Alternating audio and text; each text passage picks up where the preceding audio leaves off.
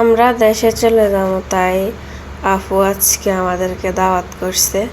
আর মাত্র একদিন আছি ওমান শহরে। 23 তারিখে আমরা বাংলাদেশে রওনা দেব। আলহামদুলিল্লাহ, সবাই দোয়া করবেন আমাদের জন্য। তো আপুর জন্য কিছু ফল পাকড়া নিয়ে আপনাদের ভাইয়া আমি রেডি হয়ে, আমাদের সাথে ভাইয়াও ছিল, তো চলে যাইতেছি আমরা তিনজন আপুর বাসায়।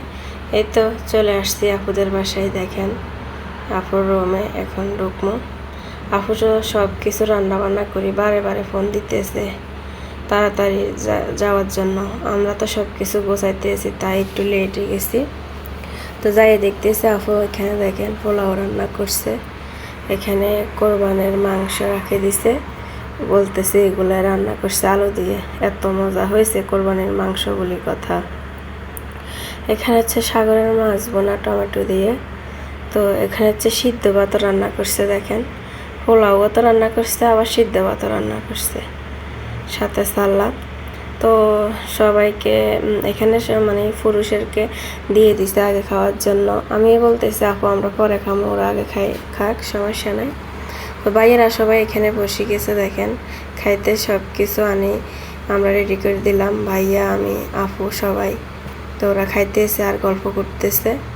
আসলে অনেক অনেক মিস করবো আপু আপনাদেরকে, ভাইয়া আপু সবাই এত সবার সাথে চলছে, একসাথে চলে যাবো, আসলে অনেকটাই কষ্ট লাগতেছে। এত সবার সাথে বেশি মিশছি, আসছি গেছি, এখন অনেক খারাপ লাগতেছে। তো সবাই আমাদের জন্য দোয়া করবেন, আমরা যাতে বাংলাদেশে সুস্থভাবে যাইতে পারি। তো অনেক কথা বললাম, কোনো কথা যদি ভুল হয়ে থাকে ক্ষমার দৃষ্টিকে দেখবেন। তো আজকে এই পর্যন্ত, অন্য কোনো ভিডিওতে আবার দেখা হবে। সবাই ভালো থাকবেন, সুস্থ থাকবেন, নিজের প্রতি খেয়াল রাখবেন।